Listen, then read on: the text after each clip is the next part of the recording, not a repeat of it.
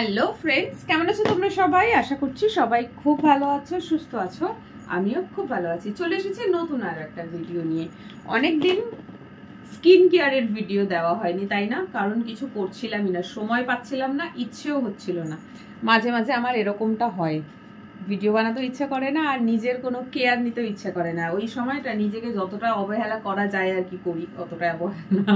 মানে ধরো টাইমলি খাবো না, টাইমলি ঘুমোবো না, কিচ্ছু করি না, খালি শুয়ে পড়ে থাকি। সো যাই হোক, আজকে একটুখানি কিছু করতে ইচ্ছে হলো, কারণ রেগুলার বাইরে বেরিয়ে কাজ তো বুঝতেই পারছো, স্কিন ভীষণভাবে ডাল হয়ে যায়। আর আমি অত ফর্সাও নই, তো ওই জন্য খুব পরিষ্কার বোঝা যায় জিনিসটা, ফেসটা কালো হয়ে যায়, ট্যান পড়ে যায়। তো অনেক কিছুই করে থাকি মাঝে মধ্যে, সেটা যখনই করি তোমাদের সাথে সেটা শেয়ারও করি। তো আজকে সেরকমই একটা ব্লগ। আজকে আমি একটুখানি ফেস প্যাক লাগাবো।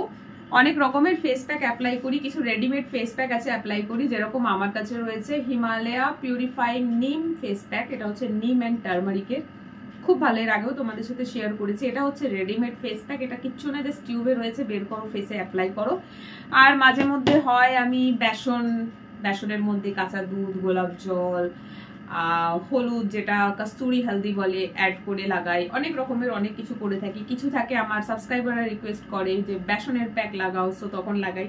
তো আজকে আমি বেসন টেসন কিছু লাগাচ্ছি না, তো গুলতে গালতে ইচ্ছা করছে না, আজকে একদম রেডিমেড ফেস প্যাক লাগাবো। তো ফেস প্যাক লাগাবার আগে ফেসটাকে একটু ভালো করে মুছে নিচ্ছি। আমি এখানে একটা এই যে ওয়াইপার ইউজ করছি। এইটা না আমি তোমরা বাজার কলকাতা গেলে দেখতে পারবে, বাজার কলকাতাতে পাওয়া যায়, 99 রুপিজে দুটো দেয় এরকম ধরনের প্যাক। এটা ইউজ করে কমে গেছে, অনেকগুলো থাকে। তো আমি না এই যে ওয়াইপারগুলো ইউজ করি, আমার ব্যাগে সবসময় থাকে। কি হয় না, রাস্তাঘাটে হাত নোংরা হয়ে গেলে তখন তো আর ধোয়ার জন্য জল পাওয়া যায় না, তখন আমি ধরো কিছু কিনে খেতে চাইছি বা হাতটা মনে হচ্ছে একটু বেশি নোংরা, সেক্ষেত্রে এই ওয়াইপারগুলো ইউজ করি। হাতের ময়লাটা পুরো বেরিয়ে যায়। এটা কিন্তু ড্রাই না, এটা ওয়েট ওয়াইপার। তো খুব ভালো কাজ দেয়, আমার ব্যাগে সবসময় থাকে। মেনলি এটা আমি বাইরে ইউজ করি আর ঘরেও অনেক সময় ইউজ করে থাকি। ফেস প্যাক রিমুভ করার সময় আমার এই ওয়াইপারগুলো প্রয়োজন পড়ে। তো আমি এই ওয়াইপারটা ফেসে অ্যাপ্লাই করলাম, ভালো করে ফেসটাকে ক্লিন করে নিলাম। আজকে আর ফেস ওয়াশ দিয়ে মুখ ধুইনি। অন্য সময় হয় কি ভালো করে মুখটাকে জলে ধুয়ে আসি, আজকে সেটা করলাম না। আর আমার যে নোজ পিনটা আমি পরেছিলাম খুলে ফেলেছি, কারণ নোজ পিন পরা অবস্থায় ফেস প্যাক লাগালে না সব ওই নোজ পিনের মধ্যে ঢুকে যায় আর ওটা বেরোয় না, তখন আমাকে নোজ পিন খুলে ক্লিন করতে হয়। সো পরে খুলে ক্লিন করার থেকে বেটার হচ্ছে আমি আগে ক্লিন করে নিই।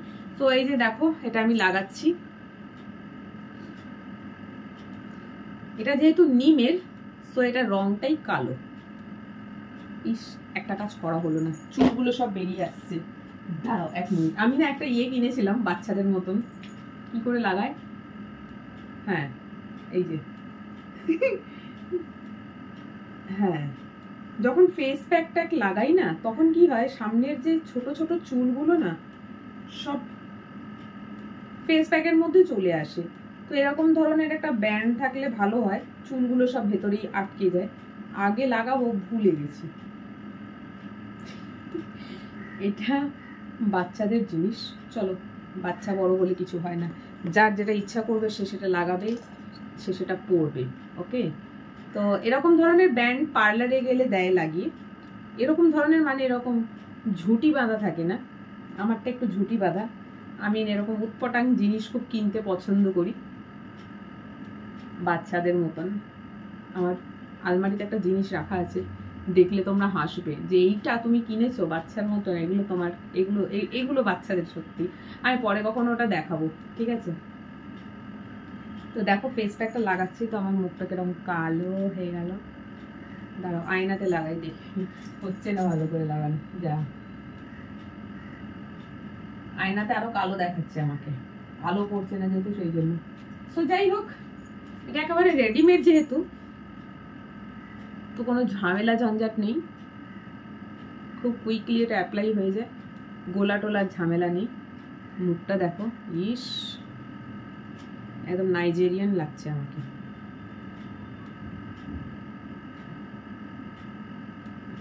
ওকে,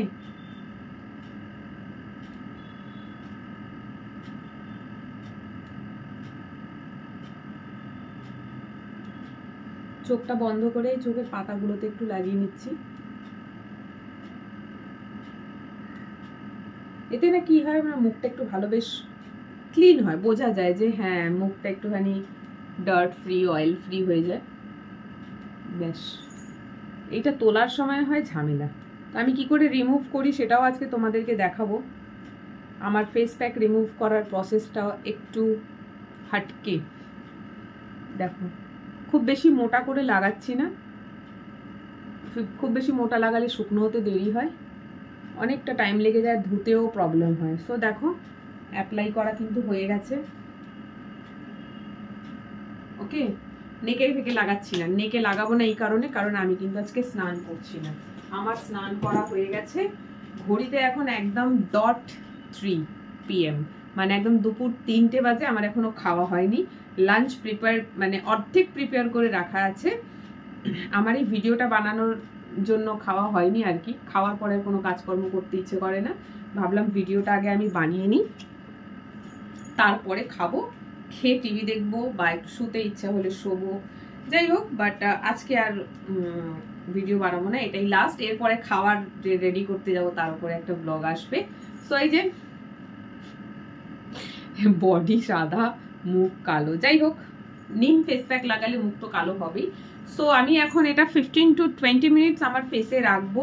এটাকে পুরোপুরি ড্রাই করতে হবে, পুরো ড্রাই হয়ে গেলে তারপরে ফেরত আসছি। আমি কি করে ফেস প্যাক রিমুভ করি দেখাবো। নর্মালি সবাই জল দিয়ে ধুয়ে রিমুভ করে না, আমি কিন্তু জল দিয়ে শুধুমাত্র ধুয়ে রিমুভ করি না, আমার একটা আলাদা পদ্ধতি আছে একেবারে নিজস্ব, সেটাই তোমাদের সাথে শেয়ার করব। তো দেখা হচ্ছে খানিকক্ষণ পর।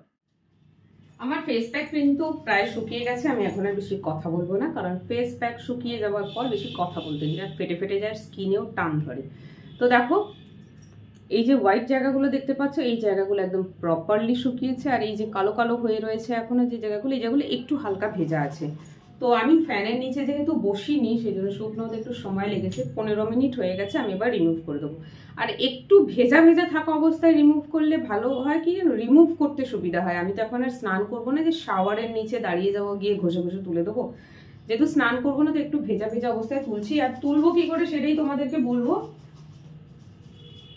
আমি এখন রিমুভ করব, এখানে নিয়ে নিচ্ছি হচ্ছে একটু স্ক্রাবার। বাড়িতে চাল, যে কোনো চাল, আতপ চাল হতে পারে, মুসুরির সরি আতপ চাল হতে পারে, সেদ্ধ চাল হতে পারে, যে কোনো প্রকারের চাল, আর তার সাথে মুসুরির ডাল মিক্সার গ্রাইন্ডারে গ্রাইন্ড করে রাখো। একটু দানাদার রাখতে হবে, একদম আটার মতন পেস্ট করলে হবে না, কারণ স্ক্রাবার তো, স্ক্রাব করার জন্য একটু দানা দানা থাকতে হবে। তো আমার বাড়িতে না এরকম আমি করে রাখি, আমি মার্কেট থেকে কেনা স্ক্রাবার খুব কম ইউজ করি। তো এই যে দেখো কালারটা দেখে বুঝতে পারছো, এটা চাল আর ডাল, এটা সেদ্ধ চাল আছে, যদি আতপ চাল থাকে তাও নিতে পারো। তো এখন আমি যে স্ক্রাব করব, দুটো কাজ একসাথে হয়ে যাবে। স্ক্রাব করলে কি ভালো সুবিধা হয় জানো তো, ডেড সেলগুলো বেরিয়ে আসে। আমাদের স্কিনে অনেক নোংরা থাকে, প্লাস অনেক ডেড সেল থাকে, স্ক্রাব করার পরে সেগুলো বেরিয়ে আসে। আর ফেস প্যাক লাগিয়ে যদি রিমুভ করার সময় স্ক্রাবার দিয়ে রিমুভ করা হয়েছে, তাহলে এটা খুব ভালো করে রিমুভ হয়। তো চলো স্টার্ট করছি। আমি এখানে একটা গামলায় জল নিয়েছি, এটা লাগবে একটু পরে, এত কিচেনে স্পেস কম না যে কি বলবো। তো যাই হোক, আমি এখন যেটা করবো, আগে মুখটাকে একটুখানি ভিজিয়ে নিলাম,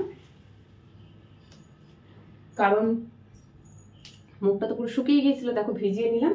ভেজাবার পরে এইবারে যেটা করব সেটা হচ্ছে এই স্ক্রাবারটা আমার ফেসে স্ক্রাব করব।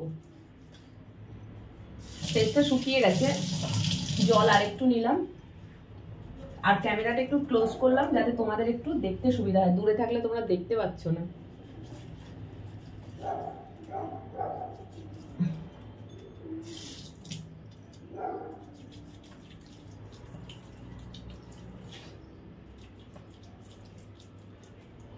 দেখো স্ক্রাব করছি পুরো স্ক্রাবারটা দিয়ে। এই সময় চোখ খোলা যায় না, চোখ খুললে চোখে ঢুকে যাবে।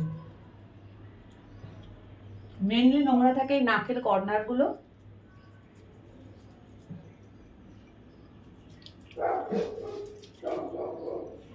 এই সমস্ত কাজকর্ম অলওয়েজ বাথরুমে গিয়ে করাই ভালো,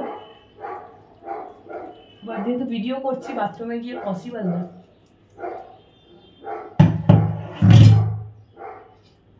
ডান, এবার মুখটা ওয়াশ করে নেব।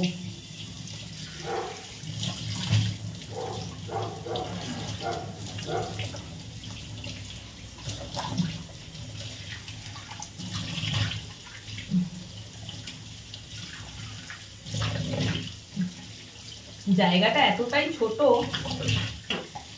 যে ধুতে গেলে অসুবিধা হয়।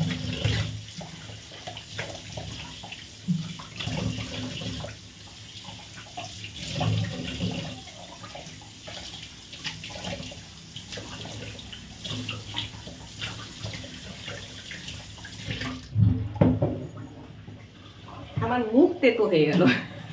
মুখ তেতো কেন বলছি বলো তো, যেহেতু নিম ফেস প্যাক লাগিয়েছি, নিমটা তো তেতো, আর আমি কথা বলছিলাম তো আমার মুখে চলে গেছে।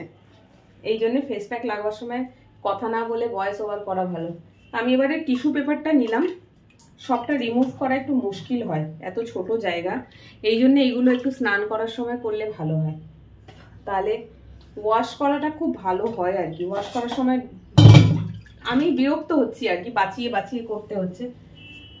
টিস্যুটা এই জন্য ইউজ করছি কারণ এই আনাচে কানাচে না লেগে থাকে, ঠিক আছে, যেটা তখন বোঝা যায় না, মানে রিমুভ করার সময় বোঝা যায় না, বাট যখন রুমে গিয়ে মুখ পুছি তখন দেখি যে না লেগে রয়েছে। ব্যাস মোটামুটি বেরিয়ে গেছে, আমি মুখটা এবার ফাইনাল ভালো করে ধুয়ে নিই।